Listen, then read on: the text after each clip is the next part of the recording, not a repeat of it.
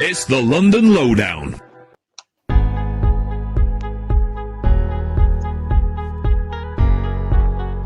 Good evening, everyone. Welcome to the London Lowdown show, which is a branch of the weekly Armchair Kickoff podcast.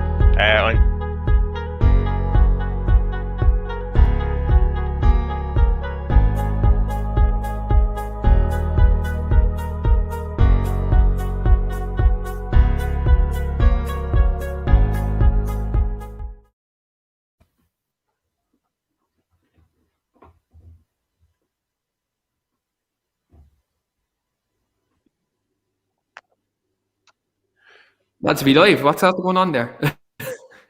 Yeah, we're live. We're live. Yeah, how are you going this evening anyway, guys? Good boys, good to be back. Good to see you. Yeah, big game this weekend. Massive game this weekend. Yeah, I'm very good. Just jumping off the United show straight on here, so I'm happy to be here. Yeah, that's perfect. Obviously, William, Arsenal fan, Steve's a Spurs fan, and myself and Keane are neutrals here tonight. So just to go over kind of like the form of both teams in the previous games that they had. Obviously, we had the Europa League games there during the week, and then the games last weekend where Arsenal drew on all of Burnley and Spurs had a convincing 4-1 win over Crystal Palace.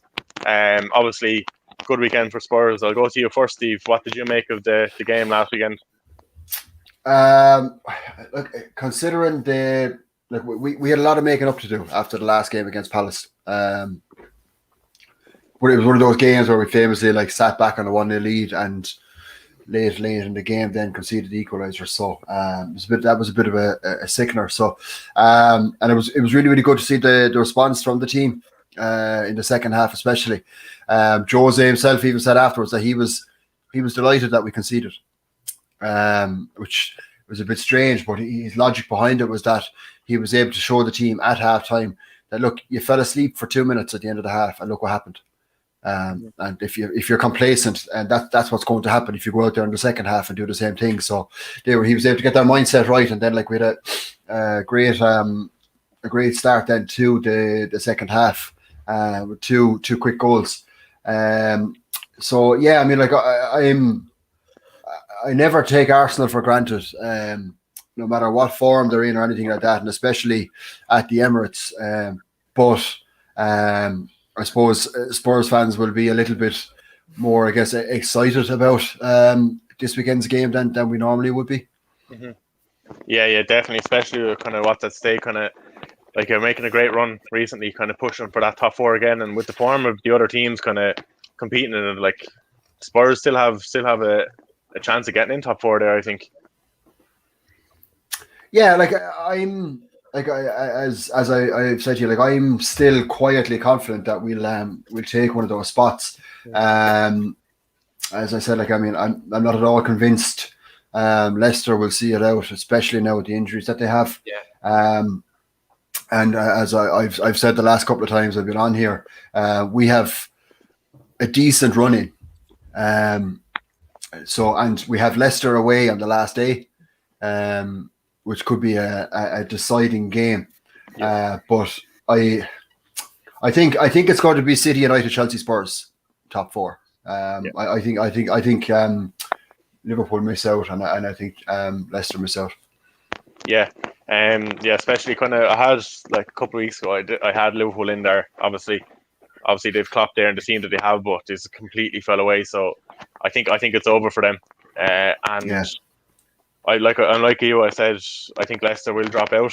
I think they'll fall short again this season. So I think that fourth spot, I think Chelsea, I'm confident Chelsea getting third, but that fourth spot, I think Spurs, it's there for the taking for Spurs if they can keep the form going. Definitely. Yeah,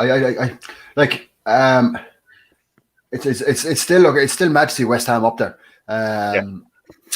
But Everton are the ones that I see could maybe push for it, but I don't see it either. Not getting top four isn't the end of the world for Spurs this season. Not getting a trophy this season probably would be. So I think look, if we got top four, it'd be a massive bonus for us. Mm-hmm. definitely. Yeah, like you touched on Everton there, they were the kind of team I was worried about. But seeing it earlier on there, I think Decore fractured his foot, so he's out for a while as well, and he'll be a big loss to them, I think. Yeah. So obviously going to touch on Arsenal now, William. 1-1 last weekend, kind of like a poor enough result in the end, considering you're 1-0 up.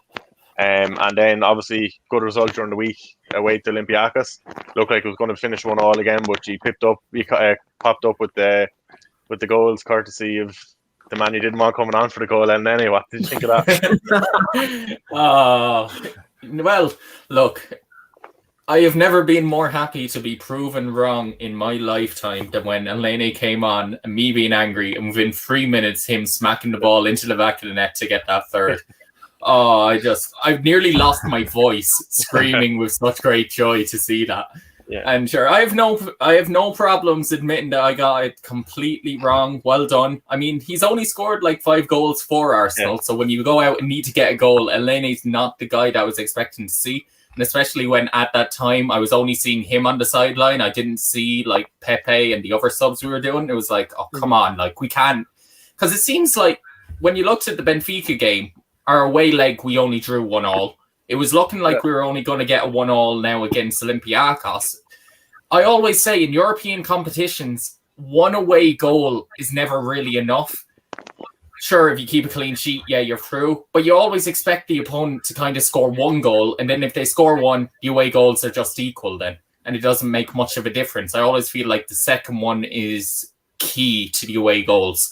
In terms of Burnley game, look, I'm sure I'll speak about it a lot more throughout the podcast, but with Arsenal, do we always just have to gift a goal to the opponent? We've done it against Burnley, we've done it against Olympiacos, we did it against Aston Villa in the early minutes. Nearly every single game we play, for some reason, we're gifting the opponents a goal, and it's a way through, like Arteta is trying to get them to play, yes. But at the same time, the players have got to take some initiative and have a bit of common sense and a bit of cop on to know that sometimes that pass isn't on and you've got to kick it either out wide long or hoof it down the pitch. You've got to have the right time, and God choose your times to do it. And we just haven't seemed to got the intelligence. And it's really annoying because it's coming from some of our more senior players as well. But look, we'll see. We'll see how it goes. Yeah, notice that like most of the top teams kind of nowadays are trying to play like that out from the back, and it's like Mendy with Chelsea now, hard to be up my mouth. Seen him like doing it, like, but obviously it just hasn't come off for Arsenal in the last couple. Like obviously the last 2 games, Xhaka and Ceballos. The weird thing is, like, it hasn't come off. But you look at our goal against Burnley, it came from the exact same type of situation where we passed it out from the back. Partey just played a 1-2 and then a 1-2 and played it through the lines. Then William got it, gave it to Aubameyang, and he had a shot that Nick Pope, let's be honest, should have saved, and it shouldn't have gone in. But like, we've seen plenty of success through playing it out through the back, but the amount of times we just give out chances is just infuriating to see. And I can imagine it's 20 times more infuriating for the manager, because he has them playing quite well, but they're just, it's not his fault in a way. It's just the players themselves making the wrong decision. Yeah, definitely, and especially like you said, kind of the more experienced players like Xhaka is an international captain, kind of making those mistakes. But I suppose it's just have to kind of move on from it. Like, but they're poor enough goals to be given away now, to be fair. Just to touch on the goals. Just touching on that for a second, just what you said about the top teams, trying to play through a press. I was watching Rio Ferdinand's podcast the other day, with Stephen Howson and some other fella there on, and Rio Ferdinand was saying, I found it very interesting that not many big teams try to play over the press. They always try to play through it, and most of the big teams concede that same type of goal. You'd wonder why these teams continuously do when it keeps going wrong. Like United do it, Tottenham have got caught with it a couple of times, Arsenal have got caught with it a couple of times, Chelsea get caught with Mendy as well. Like, you'd have to call into question, like, what are these teams doing in training, and why are they continuously trying to play through it? Why is this a trend? Like, why don't they try to play over the press? I feel personally it's because it's a new style of management with all these new managers coming in. They don't want to be seen as the the team that plays ugly football. Everyone wants to play nice, attractive football. All the players want to seem to play it more often. And I can see where you're saying, like, you don't understand why players don't play it long. Just some good kicks, though. The biggest example was look many times years ago, Leicester City won the league by doing it. Everyone else was trying to play nice football. They just play one or two, hoof it down to Vardy, he'd break in behind and got great success, and they won the league with it. So it can be successful, but you just don't see it more nowadays. Yeah. No, there's a lot of teams. The kicks part, like, doesn't make sense sometimes. Yeah. Like some of these teams who aren't capable of playing out from the back, and they continue to do it, and they concede the same type of goal. You'd have to call into question why did they keep doing it. But do you see, like, that was one of the very first things that Jose kind of stopped Spurs doing. Poch always had us, would say, when we had a goal kick, our two full backs were in line almost with the 6-yard box, kind of over towards the corners. We always played out from the back. We don't now. Lloris's option is always to hit it long. So like that's like Lloris's strong point, as everybody knows, is not his footwork, and it's not his feet. He's kicking. So that's why I think that's like one of the reasons this summer that we probably look to change keepers, aside from his contract situation and his age, is that like Jose likes to play the ball long from the keeper. So he'll be looking for somebody with maybe a bit more accuracy in the kicking. Now, Hugo's has improved dramatically as well, might I add, but still, I think we'll be looking for a more modern goalkeeper as such. But we've definitely stopped that playing out from the back style of play. And it's definitely caused less heart attacks watching Spurs play. But the trade-off has been just any emphasis on like defending like balls into the box. Yeah. Would you take Kep off our hands in the summer? Please do us a favor. Even look, we know the deal. Look, Spurs and Chelsea don't do business. That's that's it. But as I said before, look, I'll always like stand up for a keeper. And I just think like he's obviously an incredibly talented kid. I think the Premier League was maybe too soon for him. Mm-hmm. So I definitely see him, because I don't think Oblak will stay at Atletico. He won't, no. So I think it's either Kepa on loan to Atletico to replace him, or De Gea. So that's where I feel that will go there. Like, but I think Spurs should be looking at Donnarumma. But I think, like, say, if big money like Chelsea comes in for him, we won't be able to compete with that. So I don't really know where we go keeper wise, to be honest. Listening to a pod just before this, actually, fairly reliable source, that like Chelsea actually put in a package into Donnarumma. Now supposedly he wants to stay at Milan, but they said that there's some way, like, there's a big difference between what Raiola wants his client to have and what Milan are offering. So it's going to open it up there. It's kind of opening up there, kind of for him to leave, but it depends on who comes in from. But obviously, like when he said Lloris is probably going to move on in the summer, first kind of name came to my head was Donnarumma. Obviously, free transfer in the summer, out of contract and that. But like the fact that he's on a free means, like, obviously we're going to have to we can offer him high wages. Yeah. But does that then break the structure we have in place at Spurs that upsets other players? So there's a lot of factors playing into it. Like, I mean. Plus, you have to remember, like, that, like, Hugo's there so long now. This is a massive changing of the guard for us.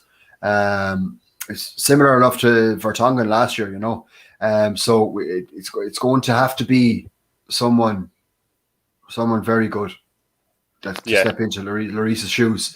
And I don't know if I trust Levy and that Hitchin lad to pull it off. Yeah, no, that's what I was saying. Obviously, to replace Lloris, you need a very good goalkeeper. Like, but it's kind of hard nowadays. Like, obviously, the top ones out there, kind of, you're going to pay a decent bit of money from. I'm not sure a lot of clubs actually splash out on keepers. Like, but like you said, I think Oblak could move in the summer, but it's just depending on who kind of can pay what money for him. Like, because I know Atletico are fairly stubborn, but I think it's actually a decent shout about De Gea going over there. Because if they did shift Oblak, they'd obviously have plenty of money there. De Gea's wages obviously are colossal. United might be able to shift in that way, but So it's a case of where does Oblak go? Like, and Yeah. like I think it's Chelsea. PSG. No, I think Hugo goes to PSG. Yeah. I think so. Yeah, French captain. Pochettino. I know. Yeah. I know Yeah, last no year brainer, I Chelsea were, suppose. Yeah. Chelsea were very serious with Oblak, but obviously they paid the money out for Havertz and that, but obviously couldn't pay the same as someone for Oblak. But it was a possibility last summer, so maybe again this summer, we don't know. Depends on what they're going to splash out on, really. But from a neutral point of view, I think, Keane, just on kind of both teams' form going into the game the weekend, how have you been looking at both teams kind of the past few weeks? Like, I think with Spurs, Spurs have they picked up a couple of results in the last couple of weeks. Like, obviously, most notably, the win at home to Burnley. They picked up a result in Europa League. They seem to be on the up. Gareth Bale, I think, bringing him back into the fold at the moment for Jose is a bit of a masterstroke when you consider now it's coming into the run-in, like the most important time in the season. Kind of now, it's kind of a masterstroke. And actually, I want to pose this question to both Steve and Sean with regards to this, because I've been thinking about this all day. With a bit of time off before you go on a show, you have to think about, you get topics for the show. You kind of think about like what you're going to say. And this kind of hit me just when I was playing a game of FIFA. This literally just hit me. I was like, did Jose Mourinho kind of plot his kind of pat with Bale all along? That obviously, because he had an injury record at Real Madrid the last couple of years and he's been in and out of the team, has Jose actually preserved Bale for the most integral part of the season?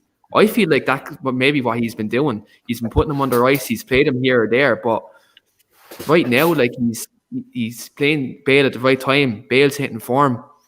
I think Jose might pull off a masterstroke by not. I have a feeling if you went back over the previous podcast not long after we signed Bale, I said pretty much exactly that. That he would be like an ace up his sleeve for the second half of the season. I actually remember when you put it like that. I remember you saying that. Definitely remember. I think the masterstroke, lads, I really do. You look at it now. Like, Son's been going non-stop for 2 years, right? 2.5, 3 years. Son's been going non-stop. And the burden's kind of on him to kind of link up with Kane. But now you have Bale, who's coming back into the equation, and he's starting to get his mojo back now. He even said in the interview with Sky Sports that he's not the same player. But look, he's 31. He's not going to be the same player, but he still has that shot. He still has the intelligence to play. I think like from a Tottenham perspective for Steve, it's probably good to see that, though, that they have another option up front, because obviously there's been a lot of times where they've been trying to rely on Lucas or Eric Lamela or Bergwijn, and they have chipped in with an odd goal or two, but not to the extent of what Gareth Bale is doing right now. So I think for Spurs, especially to try catch Leicester, I agree, Steve. I think the amount of injuries they have, I think at the moment that they could be caught. I think if they get Bale firing with Kane and Son, they don't have to rely on just one source of goals. They have someone else. So that's exactly it. We like I've said, like the big clubs have a prolific front three, and we had a prolific front 2 out of 3, and it was hard for us to find that third prong of the attack. Like it wasn't Bergwijn. Like I don't know what's happened to him. Like I still believe there's a quality player in there, but he has no luck. It seems when it comes to scoring. Like he made an immediate impact, like scoring against City on his debut. And then he scored against United, obviously, as well. But since then, he's done very, very little. Mora, in fairness to him, the last couple of games, he has completely changed. Like he's been brilliant. Jose's playing him in a 10 role. I've no idea where it came out of, what Jose was thinking of to put him in there, because he has none of the attributes that you give to a classic 10. Like, his passing isn't brilliant. He likes to dribble and run with the ball like as a winger would, but he's done really, really well there. I think like on Sunday, I think it's going to be Son, Bale, Kane, but I think Mora plays as well. I think he'll go 4-2-3-1 as opposed to the older 4-3-3 or 4-2-1. Do you know what though? Even looking at Arsenal, kind of the last couple of games as well, lads. Like, obviously they've got a couple of wins, they've got a couple of draws. But I think when you look at that Olympiacos game, lads, that's going to give them a whole different vein of confidence going into Sunday, because that was a game last season that that they went out in Europa League and quite, let's say, tragic circumstances, like, you know, in terms of the way the goals went at the Emirates that time. But a 3-1 win, you'd expect Arsenal to kind of see out that tie. But Aubameyang getting on the score sheet right before the derby could be crucial, because he's started picking up a couple of goals in the last couple of weeks. Like, Saka's on good form. You'd always worry with Arsenal with their defence. I think like David Luiz and stuff like that in the derby could be a ticking time bomb. You know, in that regard, like you'd always worry. But like, I think overall, like, both teams have hit kind of good form at the right time going into a derby, because earlier on this season, it was kind of a case that Spurs were kind of on the up at the time, and they were massively expected to win, and Arsenal weren't expected to get a result. But like, when you look at this game now, like, both teams have come off good wins in the Europa League. Now, obviously, Arsenal drew last week, but again, like, look, that was down to VAR. Like, that was down to another kind of moment rather than a poor performance. So, like, for me, I look at this game. If I had to pick, like, in terms of who I'd fancy more, probably Spurs, because of their firepower up front, Kane, Son and Bale, because Bale's hit the form at the right time. But you can't count Arsenal out, lads, because they've Aubameyang. Lacazette could come back into the team as well, and he could provide something extra. And Bukayo Saka is playing great football at the moment as well. So, like, look, both teams have a lot going for them in the front areas. I suppose, like, both of you would probably agree with me, William and Steve, that it's probably a battle of whose defence. Like, whose defence gives out first. Yeah, there's no doubt about that.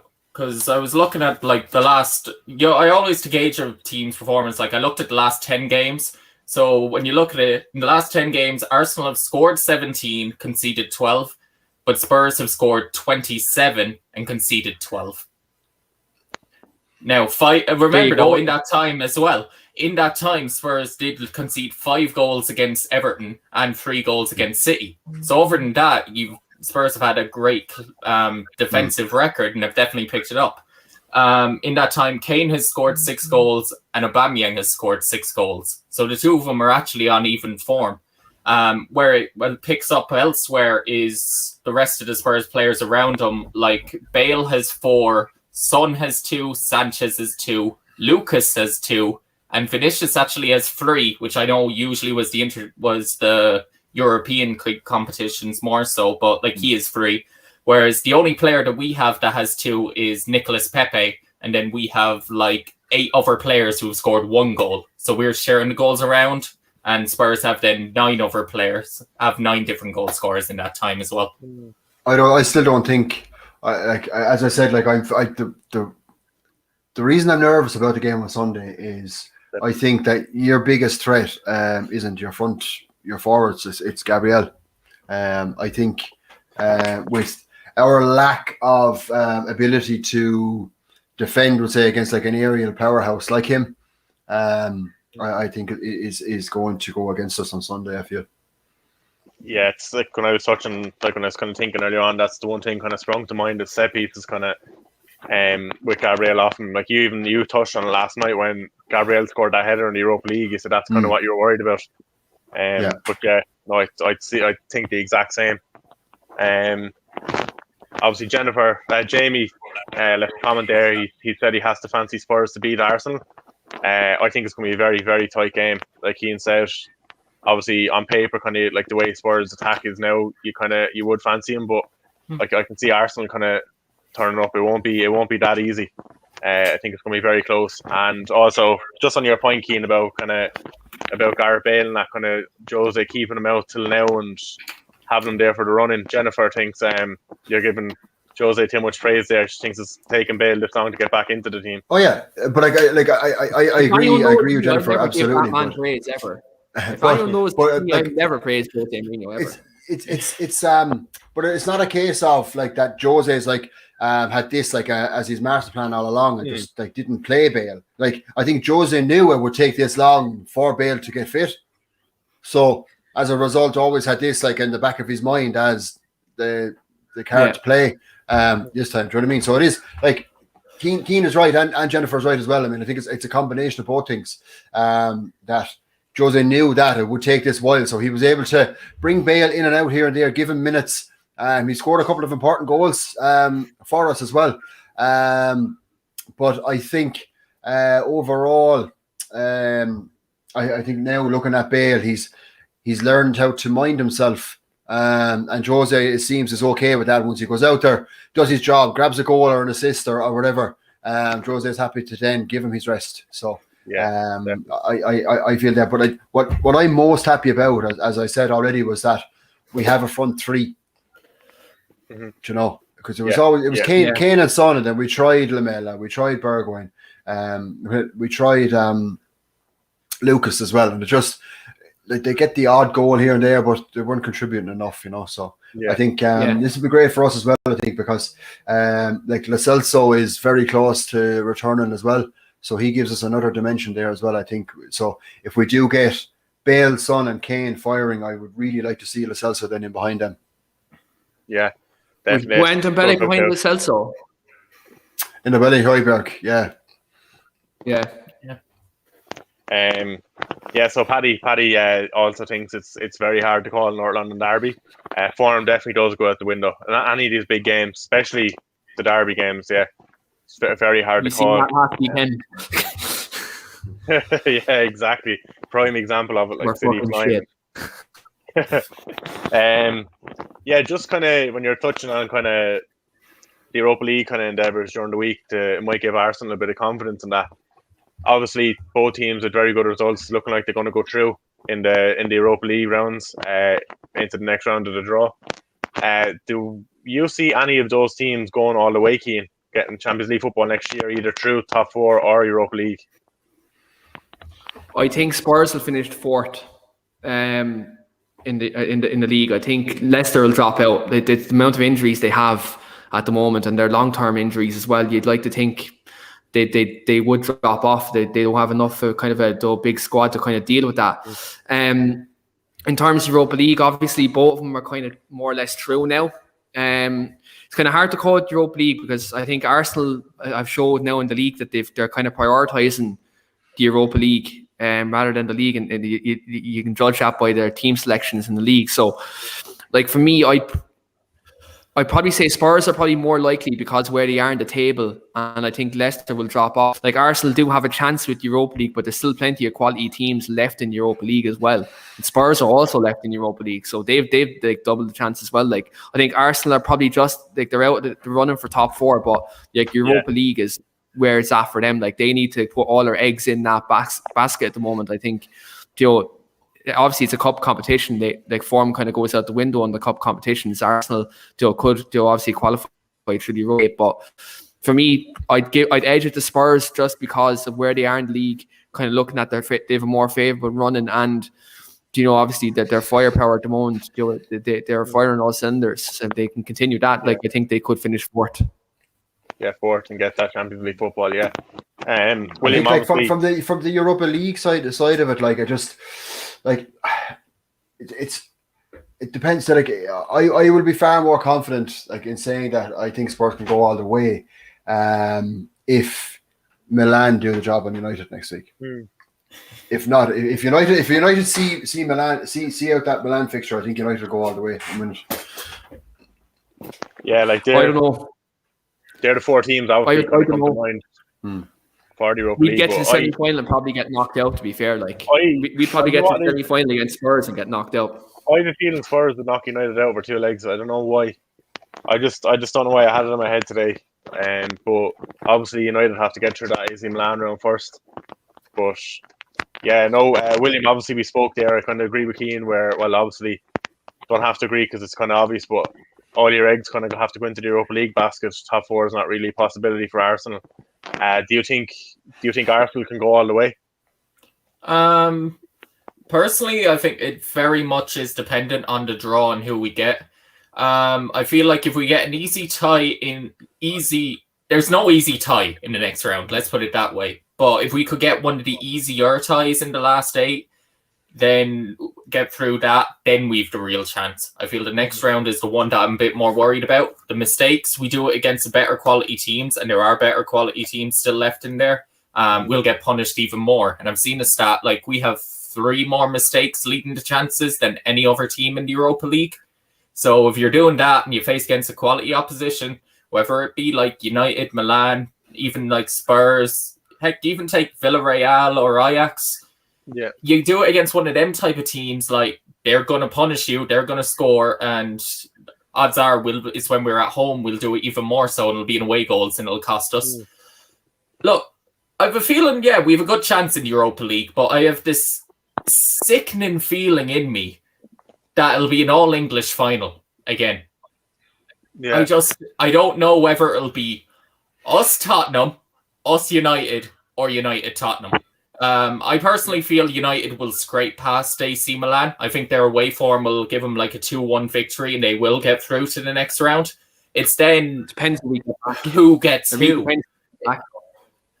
It's a tough one, but I feel like AC Milan should have won that game, and I know they have a few players coming back, but I feel like you can't play that bad again in Europe, and you play a lot better away from home than you do at home. So I just feel you just about scrape it. They'll miss a few more chances. So, look, I have a feeling if we got Man United in the semi-final, I'd fancy us against United over 2 legs. Just Ollie against Arsenal doesn't usually work. Again, this could come back to bite me one day. Who knows? But it's one that I wouldn't mind. Keane taking more time on the finale. To be honest, 31 minutes, 30 seconds. Tim, the tie that I am most worried about drawing would be Villarreal. Unai Emery coming back to face it. Mikel Arteta. It's just no. Just give me Granada. I know they will have knocked out Molde and Napoli. Give me Granada, please. Roberto Soldado will knock you out then as well. So which do you want? Nah. We'd get through with that type of draw. But look, so it's Unai Emery to knock you out, and then at the final whistle in the second leg, he just looks into the camera and goes, "Good evening." More like bad evening. yeah. Oh, that'd be great. That's the one time I'm worried about. Do I feel like we can do it? Anytime, like in these podcasts, I say yes. Then I watch us play and I'm not so confident. But the further we go, the more I'll back us and knowing that it's the only way we're going to get through. And we actually play a lot better in the Europa League than we ever have in the Premier League this season. Yeah, definitely. Maybe Arteta might kind of over 2 legs might suit him against some of the teams. Like obviously, you've seen it start like kind of throughout the year. He can set up defensively as well. He can kind of when he play that 5 at the back, he might be a bit resilient against some of the teams. If he's trying to hold out a lead, might suit him over the 2 legs. You just don't know. I think Arsenal are going to do well in it, to be honest. A couple of weeks ago on the podcast, I know I doubted myself answering it, but I tipped Arsenal to win it out actually at the time a couple of weeks back. I just thought United's focus, obviously at the time, they were a bit close to the city. The league wasn't over. I thought United would be focusing on that, and Spurs obviously have the Carabao Cup and top 4 race, so I thought Arsenal might kind of nip in and get that Europa League win. But yeah, no, it remains to be seen. Just to go on to Spurs, so Steve commenting there from Paddy, presumably he's a Spurs fan. He disagrees about beating United over 2 legs. He thinks he would beat them, and then also he doesn't want to meet Granada in the next round. So there's a couple of friends from Spain that he talked to about it. What's your view? Do you think you would be able to free United over the 2 legs? Well, I mean, if we go off the last result, I know.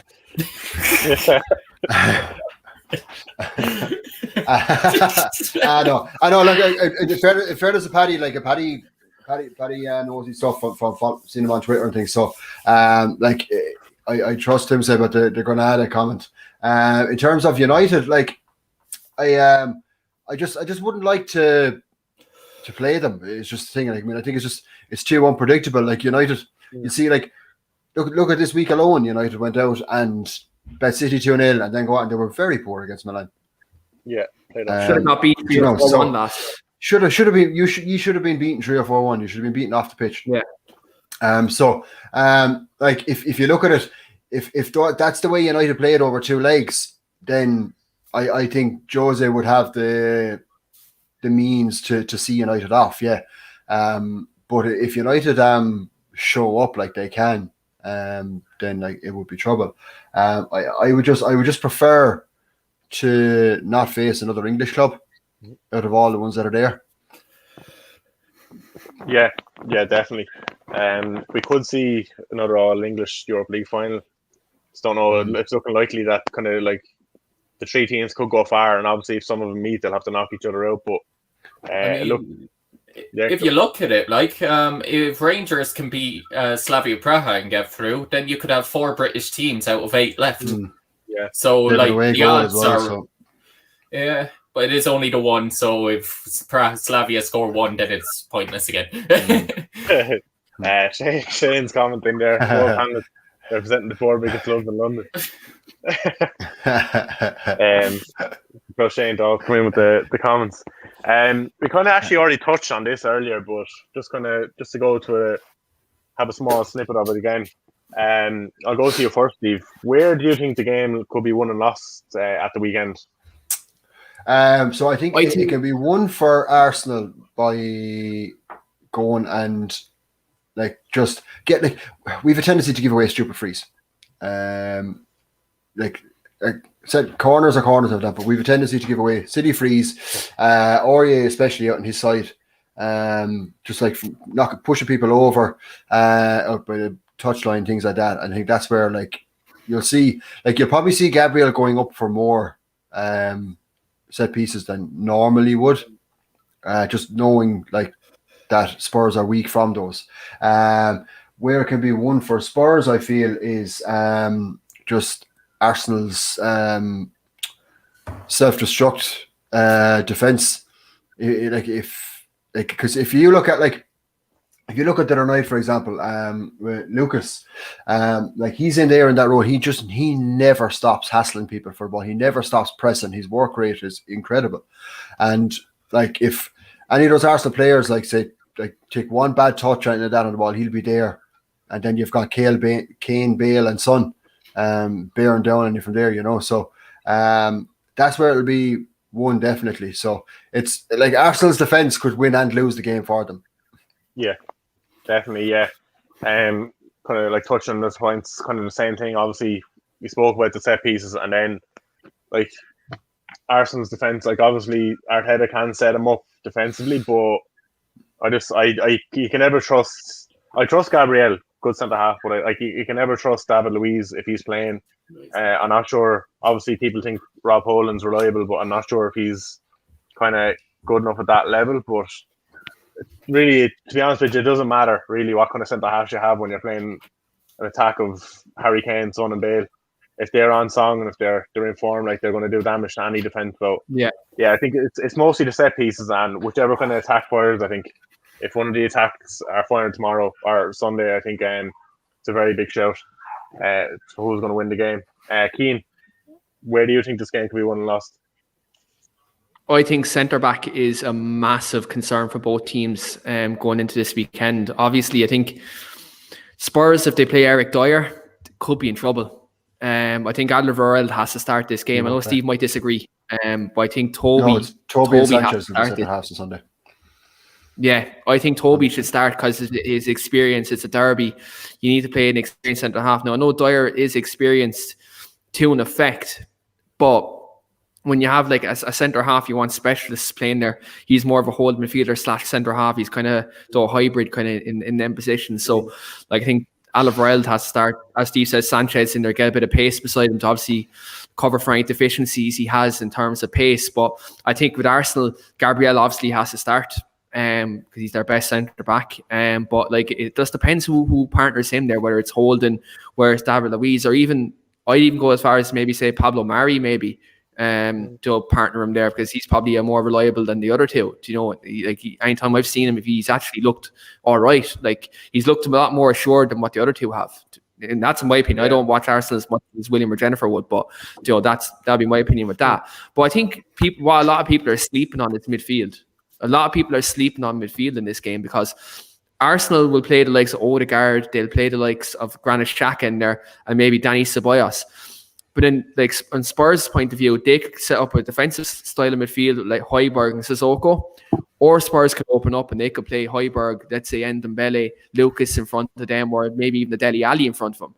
So, if Spurs, let's say, went with a kind of a attacking midfield like that, they obviously could get hurt on the counter with like Smith Rowe, Odegaard, Joe, Bukayo Saka on that side. So, like, I think it'd be interesting to see how Jose sets up his midfield, especially away from home, because I know we all know, like myself, Sean, yourself, Stephen, and Joe, like when Jose Mourinho sets up a midfield away from home, he does tend to pick 2 defensive midfield players rather than one box to box, and then doing a number 10. He tends to go over two DMs and then a number 10 in front of him. So I think we could see maybe Sissoko and Højbjerg, maybe for the first half anyway, maybe Belly maybe in front of him. Nah, don't see it at all. So before I go on to William, we'll go on to the predicted lineups later on, what we think the teams could be lining up like. Before I go on to William, Shane thinks that he kind of agrees with Steve that Spurs have a lot of match winners there. They've the Keane, Bale and Son, like, and Shane thinks they should have some joy against the Arsenal defence. But yeah, you kind of touched on what Steve said there. But yes, Keane, Bale and Son's is a deadly strike force, and they're all on song. Obviously, we didn't see Bale kind of hitting form all year, but he's starting to come into it now, and he can be devastating when he's on song, like, and that could prove to be the difference at the weekend. William, how do you see Arsenal coping with that? And Spurs, like, in the last couple of weeks, do you think he'll be on song at the weekend? He can do damage. He can if he's playing. That's the one thing. I wouldn't even be surprised to see him not play, even though he's a top 10 goal scorer. I don't think he does. Just the way we're going to set up. I think he's played the last 2 games, and just to play the third and then the Europa League game on next Thursday, I just think it would take too much out of him, and I think we need to do a rotation. You see that in Arteta's style of play, that he likes to do a good bit of rotation, and I don't think Oba starts. And if he does, it'll be off the left. Personally, the first important thing is Arsenal not to do an Arsenal and gift a goal. But let's be honest, we've done that in our last 6 games. So Spurs go 1-0 up regardless. In order for Arsenal to get something out of this game, we have to be confident and we have to play on the front foot. Too many times we're too slow in the style of our passing. Like, it goes left, it goes right, and there's no actual emphasis on properly playing it forward, playing it through the lines, and actually going to attack the opponents. It's too laissez-faire and too lackadaisical. Like, we really have to do that if we're going to get any joy through the Spurs line. And at the same time, like, in terms of our pressure as a team, we're actually down 1 position from last year in terms of a team press. We're 13th or 14th, where we were the opposite position than last year. But where we actually thrive is our high pressure in the final third. We're actually 4th in the league in terms of where we press really high up the pitch. So if we can do that and get a few overturns in terms of the Spurs defensive line and create more chances that way, then good. At the same time, if Spurs can break that high press that's very high up the pitch, they'll get a lot of time in the kind of in the middle of the pitch where the defensive midfielders were. And if Gareth Bale or Harry Kane just drops in there, they can play a long ball into then Heung-min Son, or basically if it's Kane, he can play into Bale and can get into more pace. Kind of like the Harry Kane goal against Burnley, where Gareth Bale picks up the ball, hits it long to an absolutely amazing pass to Harry Kane. At the back. Yeah. I can see, if you break Arsenal's press, you can often get the ball in that position, ping it into there, because our fullbacks will be too high up the pitch and get the space. Son's goal in the last North London derby. Yeah. Out wide, he just runs onto the ball. Yeah. But Harry Kane was the one part. You're going to see Kane dropping in anyway, doing that. Like, he's doing it all year. Yeah. And obviously, and sorry, go on. I was going to touch on Shane's comment there. I was actually going to say what Shane basically said there. Is that the a lot of the commentary on Bale was that the reason he wasn't playing was because he doesn't work his way back. He won't cover the fullback as much as what we said, Mora does with his work rate.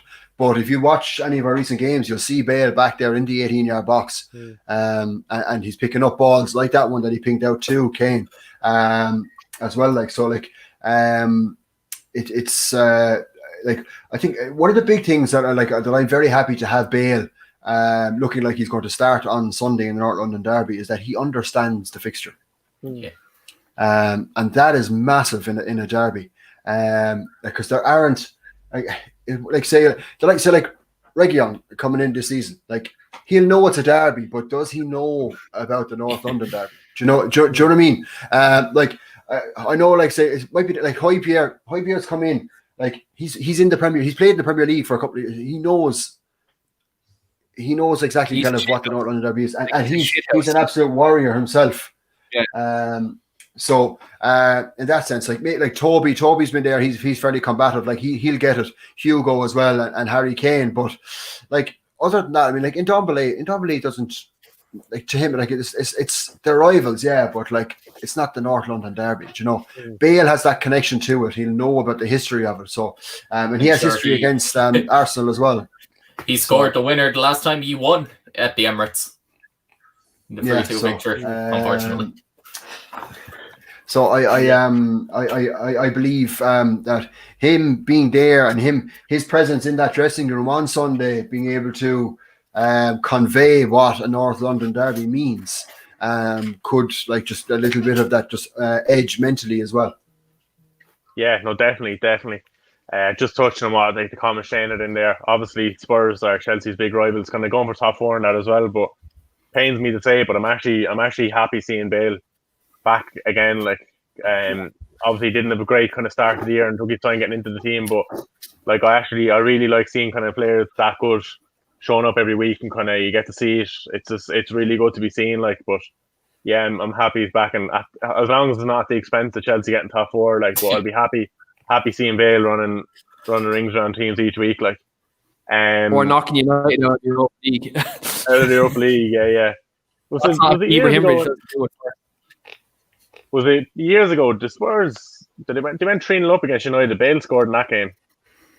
It was a couple before he left. There was a game there where Spurs were unbelievable in the game. Was it? Well, see, no, do you remember the one against the 3-0 against United where Lamela scored the third one? We scored 3 goals in like 10 minutes. I don't think Bale was there then. There's another one we say where Bale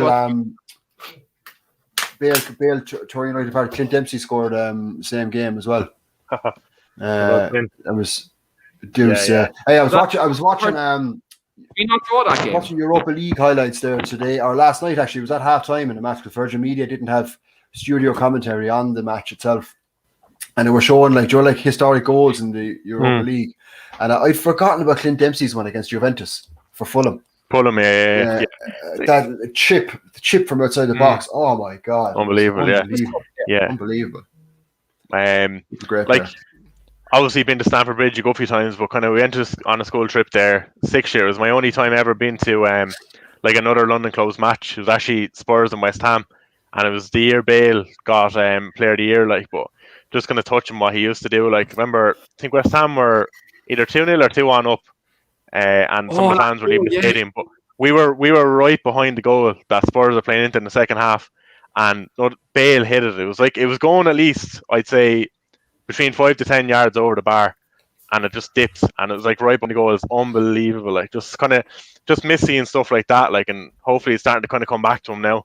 But yeah, that was like, obviously didn't support any of the clubs, but it was unreal in there in the atmosphere and everything. Yeah, that was just like, I think there was no such thing as a tap in for him. Like, every goal he scored was a screamer. Like, you know, and it was the whole like thing. It was like with Arjen Robben. It's just like you knew exactly what he was going to do with the ball every single time, and he still did it and still scored goals from 25 yards out, week in, week out. And he just like, as he said himself, like I know Souness had that meltdown on Sky Sports last week about his comments after the game, saying that he's not 21 anymore. He doesn't have that like blistering pace that he used to have, like where he like say tore Mike on asunder or anything like that. But he's shown shades of in recent games, he's shown shades of like he's confident. His confidence is back. He's like knocking the ball past men and taking them on and trying to beat them with the ball, and he's kind of zigzagging in through players and stuff. He's getting a little bit of his confidence back as well. So as well as the fitness, I think with every game that's passing, his confidence is coming. He's trying to do like ludicrous things like that ball against Burnley that William mentioned, things like that he wouldn't have tried, I'd say, if you went back like a month or two ago, because he wouldn't have had the confidence to do it. He's just trying to do very simple things. But like as Shane said there, like the very big thing I think now that's getting him into starting 11 is that he's got the fitness now to a level where he's able to work back, cover the fullbacks, and then get on the break as well. So I think Keane dropping that a little bit deeper now means that we have, like, if you've got Son, Mora and Bale trying to run and beat a press, like, I mean, the three of those, like their pace is incredible. And then with Kane's passing then, and if you look at like Kane's first goal last night, like he started that entire move from about 40 yards outside our goal. He started that whole move, and he was there. He had the sense like to follow it up and keep going. He was there then to tap it in. Yeah, do you know. So that's the kind of thing I think. Like, he'll drop deep, he'll play the ball, try and beat the press, say, into one of the wingers or Mora, and then he himself then will be there to pick up any scraps that might be there or to tap it in at the end of the move. Definitely, yeah. Just before we kind of move on, one more question for you, Steve. Does Bale stay at Spurs next season, do you think? Yeah, I think so. Yeah. Yeah. And being going to Madrid. Yeah, but I think that he's finished at Madrid. It doesn't matter where he goes after that. I think he's happy, and I think his agent has alluded to that as well. Like, look, it's obviously it'll be down to numbers. And like, will Real Madrid want a transfer fee for him? I don't think they're going to get it, so they're going to have to, because the wages. They're going to have to pick up pennies somewhere, aren't they? Like, they're going to have to pick up pennies. Like, they're thinking about going out and buying Mbappe and all this crack. They're going to have to pick up pennies from somewhere. And also, the other thing you have to consider as well is that, like, if we want Vinicius, like, it's 45 million. You know, like he's in line for the Golden Boot in the Europa League. You know,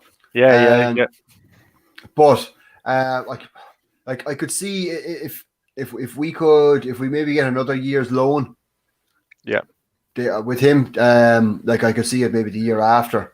But other than that, like, I mean, like we still need a striker of his level there. Like, ideally, it'd be a striker that's like maybe a little bit better than him. But I think he has.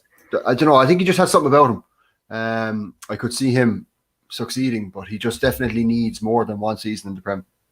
Yeah, no, definitely. I think he's a decent player, and he offers something that, like, obviously the last couple of years before he came in, you were very light in that position. If Kane got injured, kind of, you didn't have much there. But obviously, when you say light, you mean that nothing, like. Nothing, like. Obviously, like, when you go back long enough, you had Llorente there, he could do a job. But after he was gone, there was literally nothing, like. And obviously Bale did pick up the injuries, like, and at least now Vinicius is there, and obviously next year you're going to be looking to have something there, whether it's him or someone else, but it's going to be needed. So just from a neutral point of view, I suppose, Keane, on to the next topic. Predicted lineups. I suppose me and you, obviously, we don't watch Arsenal and Spurs week in, week out, so our ones could be slightly different to the two lads'. But how do you see both teams lining up at the weekend? Well, I'd say, like, obviously for Arsenal, Leno in goal, definitely. Hector Bellerin, is Hector Bellerin fit, William? Yeah, he played on Thursday, like. Bellerin, so Bellerin, I'd go like this is what I go. I'm not going to, like, this, Arsenal probably won't do, but I'd go Mari beside Gabriel, Kieran Tierney left back. I'd go Xhaka, Thomas Partey, holding midfield. I'd go with two holding midfielders. I'd go Odegaard in the 10, Aubameyang off the left, Saka off the right, and Lacazette up front. That's what I'd go. Obviously, Smith Rowe has a role to play off the bench, but I think Arsenal need experienced heads in the derby. So that's what I'd go with. But like, I suppose, like, look, that's probably what not where Arteta will go with. And in terms of Spurs, obviously Hugo in goal. I suppose it's a toss-up between Aurier and Doherty at the moment. I'm probably just going to go Aurier because he's probably more likely to play. I'd go Toby and Sanchez, Reguilon, obviously left back. I'd like to see Højbjerg and Dembele in the two kind of 6 and 8 positions, and then I'd like to see. I'd actually love to see Dele Alli play there, even though it's probably not going to happen. I'd love to see Dele Alli play there alongside Bale and Son, and then Kane up front. That would just be, if they're all on form, that'd be lethal. Like, you know what I mean, in attack. And obviously, Arsenal have the 2 sitters then to like cancel them out in Partey and Xhaka. But yeah, look, it's gonna be a good game. Like, it's gonna be a good game. Like a derby, like form goes out the window, and I think it's very important. Like, you know, you have to remember that. You look at derbies this season, the form has gone out the window. Like West Ham against Tottenham, you know, Chelsea against Arsenal earlier on the season when Arsenal beat Chelsea, you know, at the Emirates. United going to the the Etihad on Sunday. Like, you know, with regards to all in the games, form went out the window, and then the underdog won the game. So. Like, Arsenal most certainly have a chance. I think if you look at the bookie, probably Tottenham would probably be slight favourites. But, like, again, form goes out the window. And I think, look, both teams just have to go for it. Because both, like, I think Arsenal, from their perspective, even if they don't win the Europa League, they still need to finish at least in Europa League places in the league to guarantee European football, because they're going to need revenue, obviously, coming out post-pandemic. So it's very important for them to at least get into at least the top 7 in the league, you know, with regard to get a Europa League place. And obviously Spurs, from their point of view, they're going to want to chase Leicester, because Leicester are there to be got at. And obviously, like, look, West Ham and Chelsea are in around there too, like, we're not too far away from. I think Chelsea will probably pull away anyway, but I think Spurs will need to win this game. So look, it's a good, like, for us, for myself and yourself, Sean, like, it's a good game for us to watch, because there's nothing like a derby. And I just want to point out, last time I put money on this game, I did back Spurs 2-1, and they won for me. I'm not sure what I'm going to do in the bookies this week, so I'm going to have to give that time. Yeah. I'll do it Sunday when the lineups get announced. Yeah, and they get announced. Yeah. No, not a bad shout. Obviously, Jennifer in the comments there, she thinks Cedric and Pepe have to play for Arsenal. Obviously, I don't have as much knowledge on Arsenal as Jennifer or William would, but kind of when I was thinking of the lineups, I didn't have either in it. I just thought for Arsenal, they'll go with Leno. I think obviously Bellerin, Tierney is the fullbacks. Centre halves then, obviously Gabriel played well during the week. See him in there. I think they might go for the experience of David Luiz there. I know obviously we said he can be a ticking time bomb, but he can also have those big games too. Then I think they're going to go with the 4-2-3-1, like you said, Keane, 2 DMs. It'll be Xhaka and Partey. I think I don't see Ceballos getting in there really. Partey is obviously class acting. Xhaka has plenty of experience, and he can be good in his day. Then on the wings, I think Saka is going to be on the left, and I think they're going to go with the experience of Willian on the right. Obviously, the man hates Tottenham as well. That's another factor playing it, but I think Willian will be out in the wing. Then I think Odegaard will be in attack midfield. Obviously, as Keane said, Smith Rowe will have a part to play, but I think it could be coming off the bench. And then you had your doubts earlier. I think Aubameyang could start up top. Obviously, Keane kind of said Lacazette will be there, which is fairly possible, but I just went with Aubameyang. Also, Spurs, then I think they're going to match up with the 4-2-3-1 kind of, but it's like what Keane touched on earlier on. I do think, I think Steve will disagree. You've seen earlier on, I do think they could have two proper like DMs or centre mids in there. I think you'll have Lloris there. I think Aurier starts right back, Reguilon left back. I think the 2 centre halves are Toby and Sanchez. 2 centre mids, I think, for the start, and I think could be Sissoko and Højbjerg, and I think Ndombele could be playing that role kind of. He can be dropping in as well. Like, it's like a kind of 4-3-3 really. Then Bale and Son on the wings and Kane up top, I think. So Steve, kind of, how do you see Spurs lining up? I think you're going to disagree with that with the 2 DMs, but like earlier on in the season, I would have said but I think the players have earned Jose's trust in terms of being able to play with the 2 in midfield. So.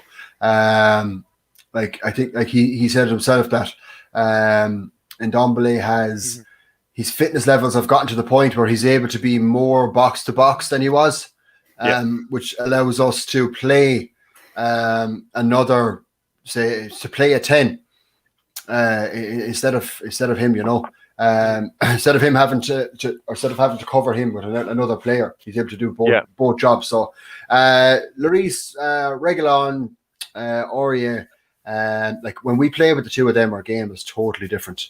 Aurier will never be the best right back in the world, but he's incredibly athletic.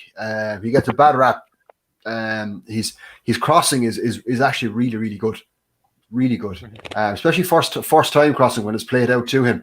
And then I've been very harsh on Davinson Sanchez. Well, I won't say harsh. I'd be very critical of him because he was very poor. But the last couple of games now, he's come on in leaps and bounds, I have to say.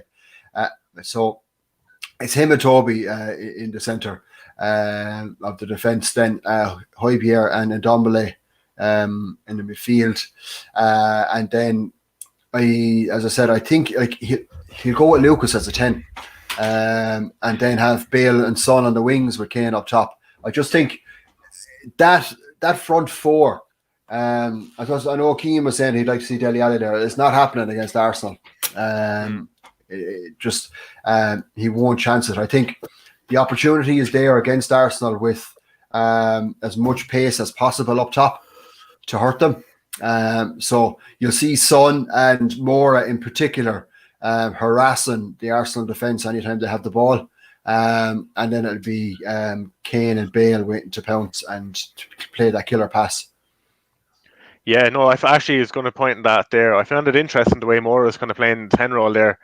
The last couple of games. I know he definitely played there the last game, but yeah, it's something different. Like and as I said already, like he doesn't have any of the attributes that a 10 should have. Like he doesn't have that killer pass. He doesn't have like that like tricky little pass or flick or like that. He just runs at people. A lot of energy and a lot of energy. But go on.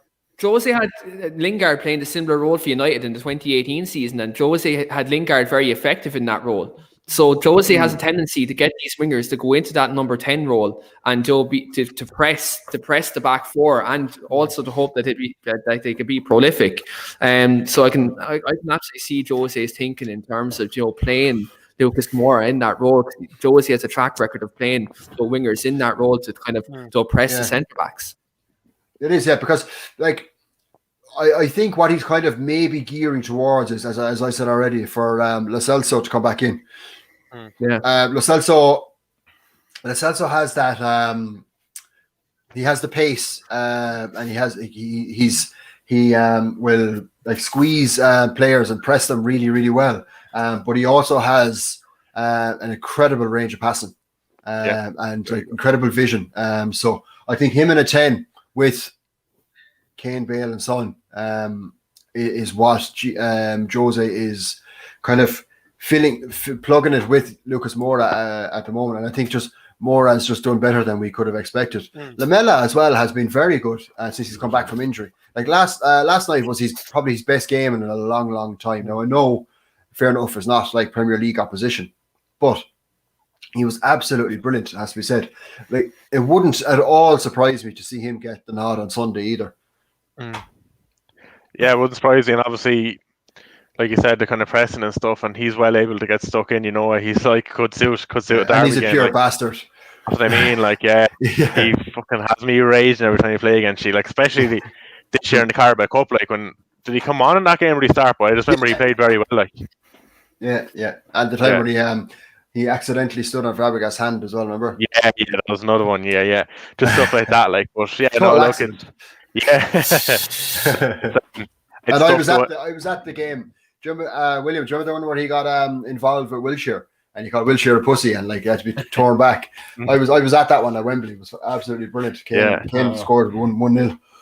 Yeah, he's one of those players kind of when he's with a rival club, he kind of enrages it, but when you have him, you kind of appreciate it. Like, but he can boil piss definitely. So William, obviously Arsenal's kind of side. How do you see Arsenal lining up? Do you think they're going to go for it or? As much as this is the North London derby, we just played in Athens on Thursday, which means we've only flown back today. So if you think most of them players are going to play, you got another thing coming. He's going to make plenty of changes. I mean, you saw it when we played against Leicester. He made like 8 changes to the team because you have to rotate, especially when you're traveling at that short notice between games. I saw on Twitter that you were flying back last night. Did we fly back last night? Okay, then that will make me a little bit happier. I seen on Twitter because I was saying, but I don't think you got back to the UK. Someone said it was like 5 a.m. Yeah. So like you're not exactly going to get much. You're not going to get much done today. Then if you got back at 5 a.m., like it'll be light training, and then the Saturday again will just be a little bit of prep work, nothing much before the game. Look, I think Leno plays in goal. Obviously, nothing against our sub goalie, but Leno plays every game. I think Cedric does start. I personally hope Cedric starts. The way Bellerin's been playing recently is just. It's so disappointing because I wanted him to be so much better, and I was seeing he was getting better at the beginning of the season, and then his level just dropped, and it's coming at the detriment to the rest of the actual team. Like when you saw against Olympiacos, so we had Odegaard and Saka playing, so Odegaard in 10 and Saka on the right. It almost felt like they didn't want to pass to Bellerin. And it feels like there's a bit of tension or something in the team. And in the same way I said in an earlier Premier League game, it felt like Bellerin didn't want to actually pass to Odegaard at that time. And I don't know, there might be something going on, there might be nothing, I might be reading too much into it, but it's a mix of that and the fact that as a fullback, he's always playing inverted. And personally, I don't like that. I rather be in an overlapping fullback to give a bit more width so our wingers can get more inside and be more effective. Don't get me wrong, there's times they have to go inverted and it can provide an option, but he's too one-dimensional, whereas Cedric can do both and has been effective whenever he's played on the right. So I think he comes in. In centre-backs, I've kept Gabriel in because I think after his goal, I think it would be clinical, nearly criminal to take him out. I think he had a solid performance. He was man of the match against Olympiacos, really. So I think he should stay in.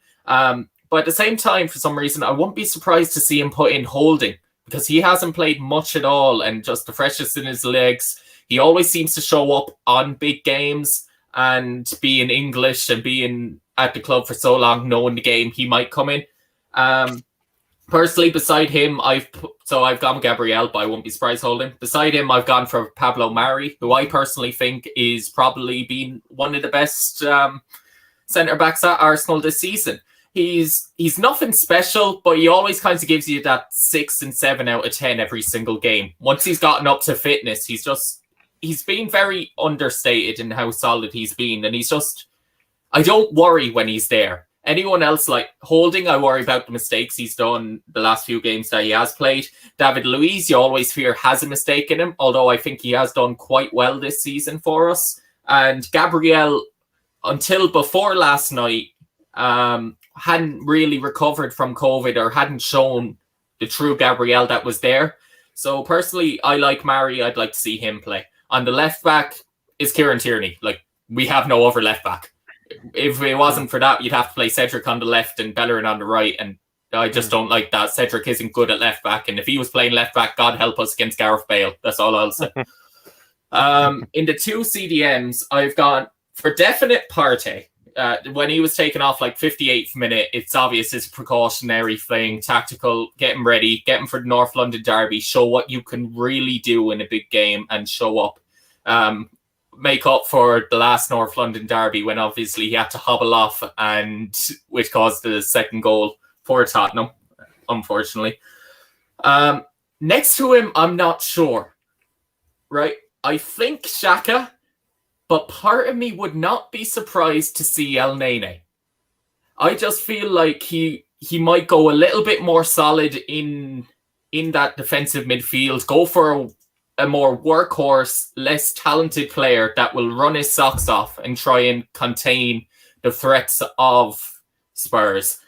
Do I think it'll work? Maybe not so much, but I wouldn't be surprised to see that, but I'll say Xhaka. In the middle, in the 10, I'm going to say Odegaard to start, even though personally I rather Smith Rowe starting. I feel like Smith Rowe actually offers us more in our attacking game, whereas Odegaard often drops back a little bit more to pick up the ball deeper to try and pick out a more clinical pass. our flow just seems a bit better. And except for the Odegaard goal, look, I've been impressed. I can see glimpses of where he has talent, but I hadn't necessarily seen the talent shown until he struck that goal against Olympiacos. And other than that, like, he has a few sloppy mistakes in him that it seems like he worries a little bit too much.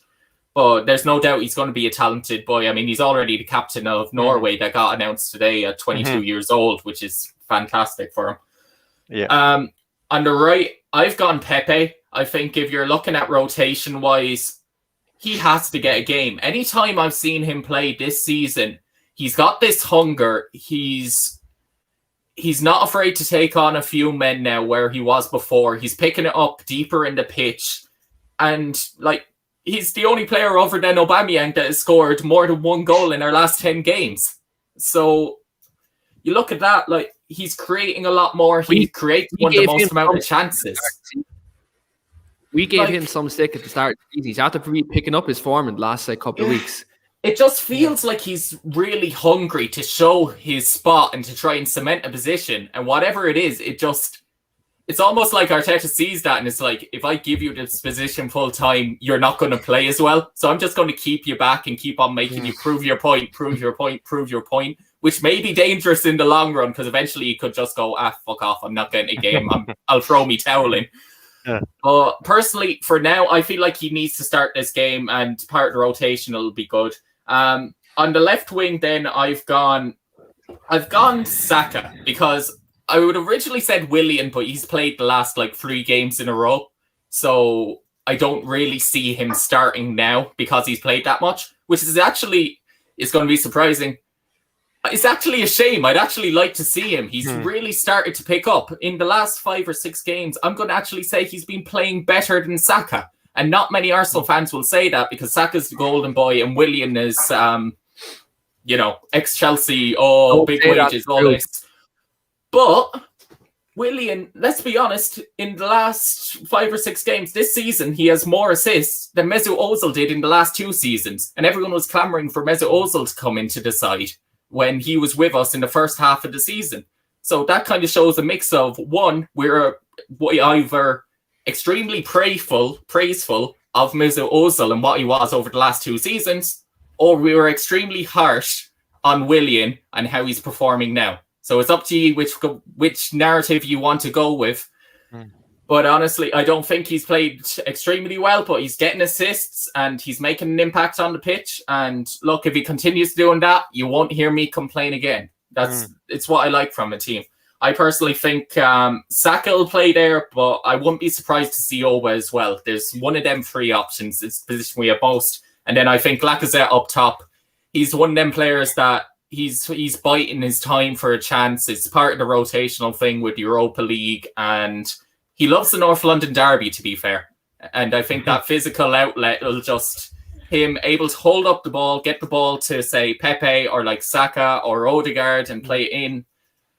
I think it'll work, but we'll see. Do you not think, William, so do you know the point I made about Bale understanding the fixture?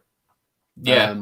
I think that's why Bellerin, why he mightn't have been played well lately, but I think Bellerin is probably one of the few people in your squad that gets the North London derby, and I think that's why I think Arteta would put him in there, because Arteta knows the fixture.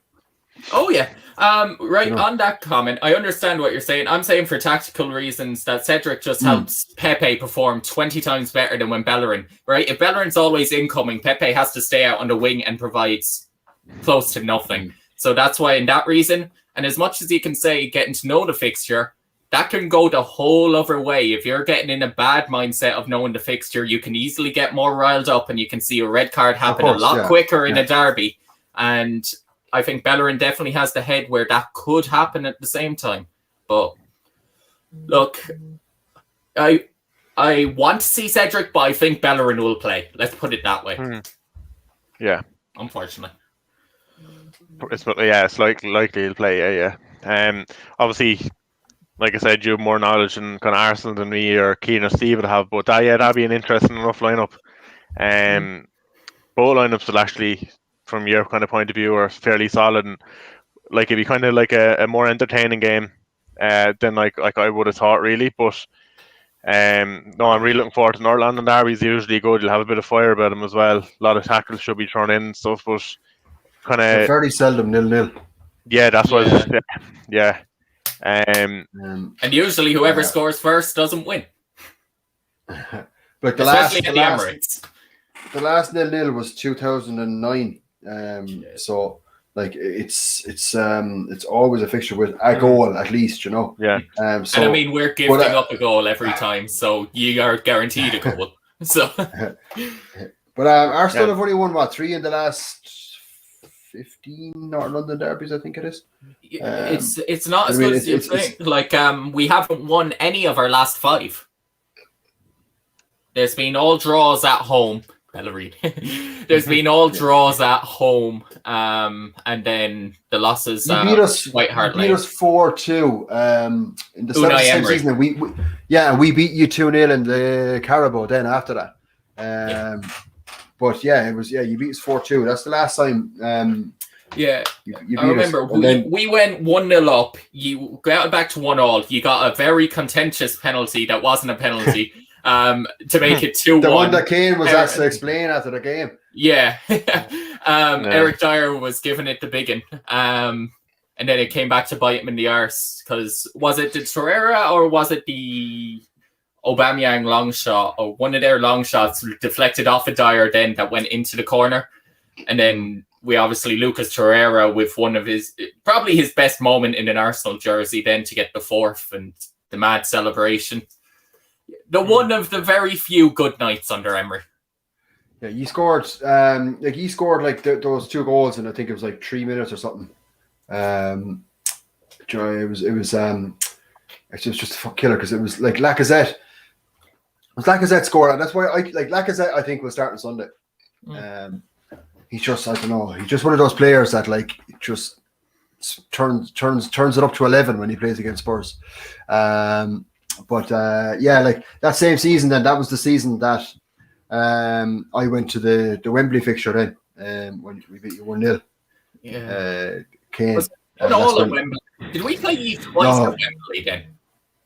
Because I remember there was the Aubameyang penalty at Wembley as well, unfortunately. And I thought that one was that cost you a place in Europe, was it that one? Cost Champions League. Yeah, no. It was 1-0 at Wembley that I was at that. But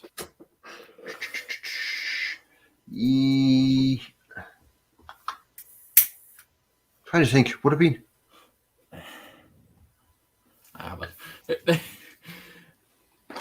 Yeah, I'm trying to remember now. Anyway, he'll remember later on in the group chat. Yeah.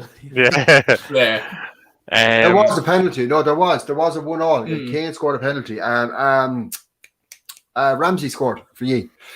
Yeah. He often popped up with goals, that Ramsey lad, big goals.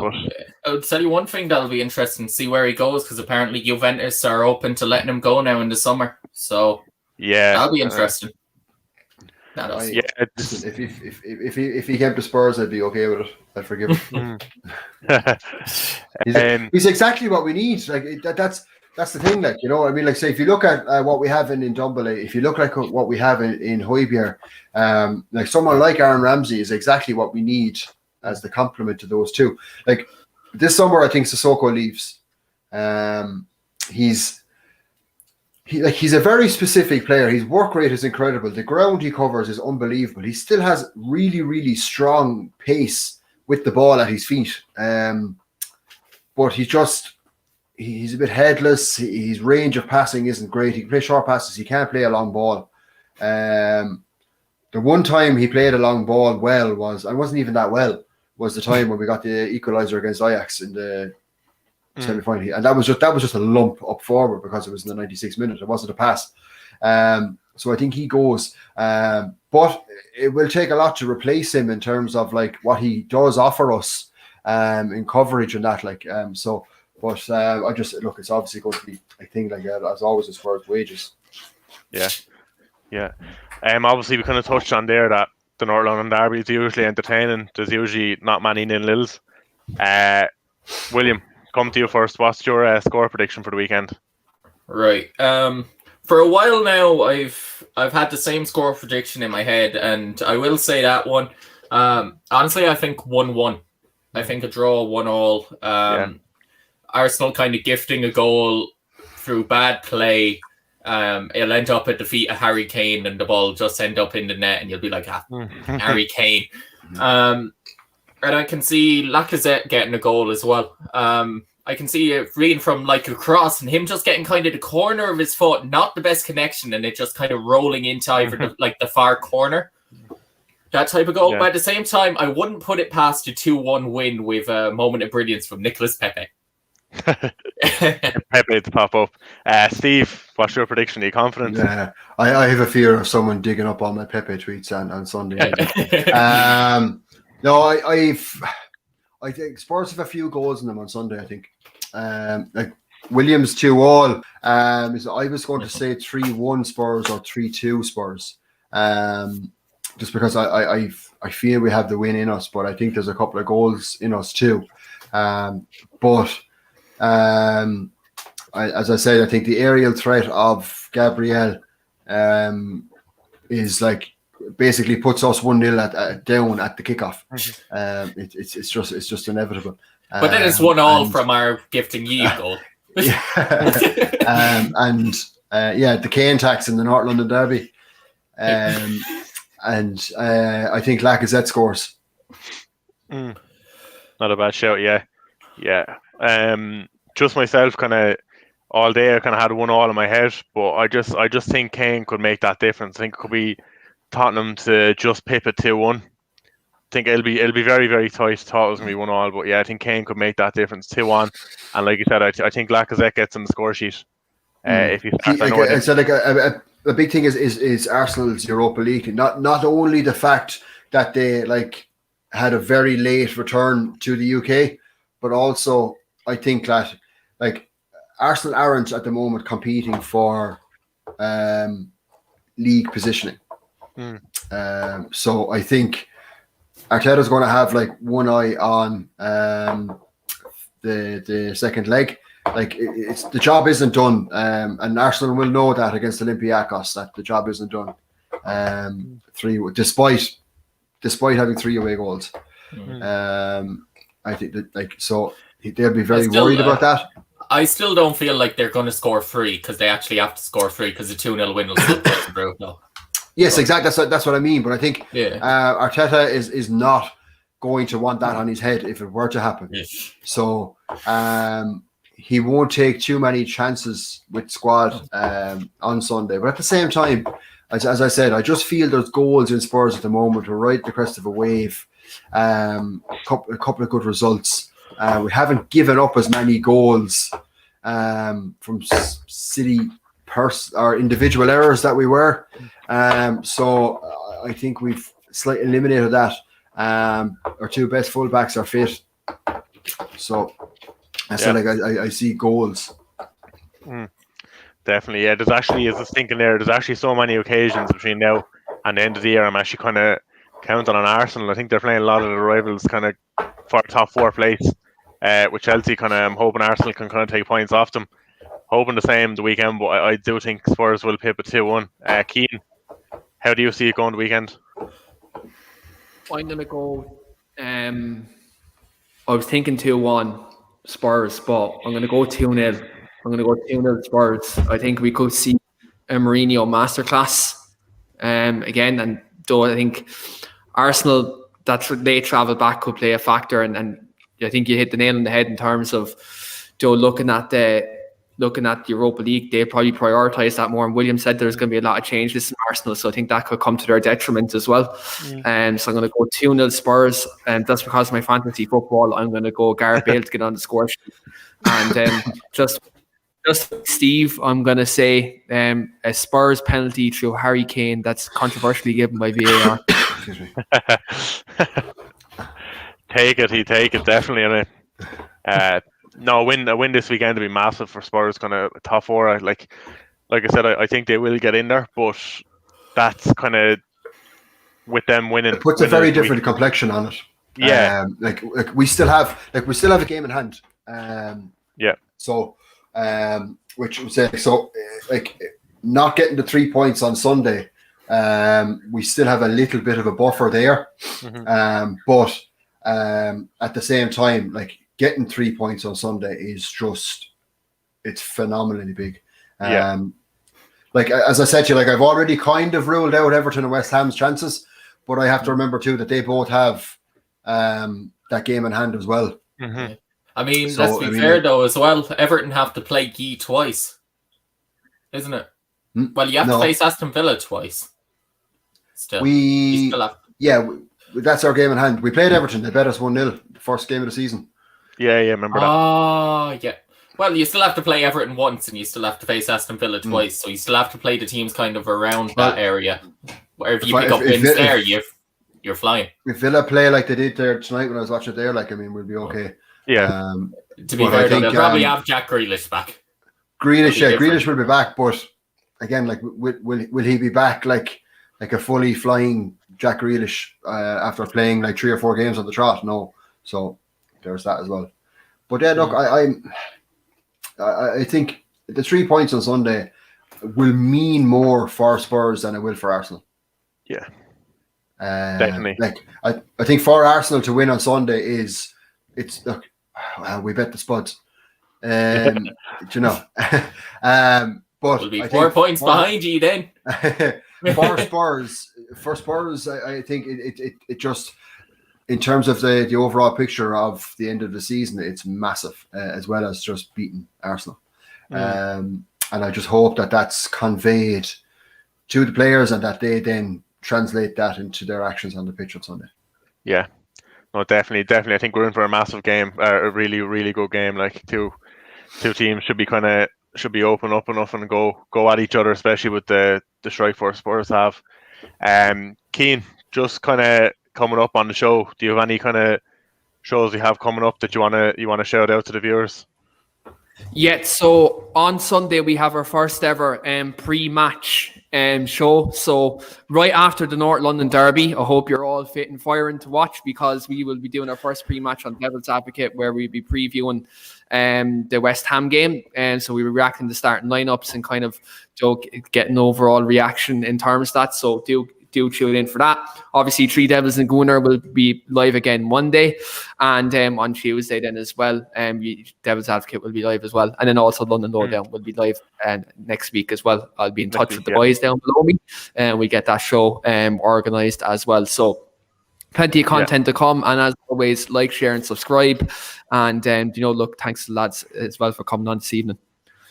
Yeah, most definitely. Yeah, most important one, like, follow, subscribe. Weekly Armchair Kickoff, guys. Thanks a million for guys for coming on. Good talking to you. Right. Good night. See you, boys. Night.